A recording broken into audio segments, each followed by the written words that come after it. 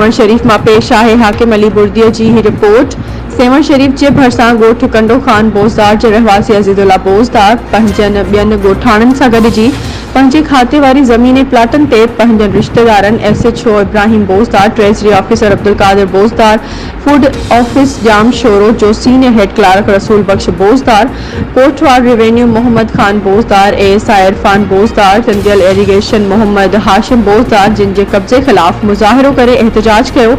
सेवण शरीफ में अजीजुल्ला बोसदार पंहिंजी बिरादरी सां गॾिजी ज़मीनी प्लाटन ते कब्जे खिलाफ बाईपास लॻ भानसिदाबाद में एहतजाज कंदे मीडिया अॻियां दाहींदे इल्ज़ाम हणंदे चयो त SHO Ibrahim Bosdar, treasury officer Abdul Qadir Bosdar ऐं उनजा साथारी असांजी प्लाट ऐं ज़मीन ते ज़बरदस्ती कब्ज़ो करे वेठा आहिनि, जेका मुंहिंजी ज़ाती रजिस्ट्री वारी ज़मीन आहे ऐं पंहिंजे ज़ाती मिल्कियत प्लाट आहिनि जिन ते ही कब्ज़ो करे वेठा आहिनि ऐं मुंहिंजे ठहियल घरनि खे रोज़ानो ट्रैक्टर लॻाए डहराए रहिया आहिनि ऐं मूंखे मौतमार धमकियूं बि ॾेई रहिया आहिनि। मां वसवारनि खे अपील थो करियां त मूंसां इंसाफ़ कयो वञे, ॿी सूरत में मां पाण खे SSP जाम शोरो ऑफिस अॻियां बाहि ॾेई साड़ींदमि।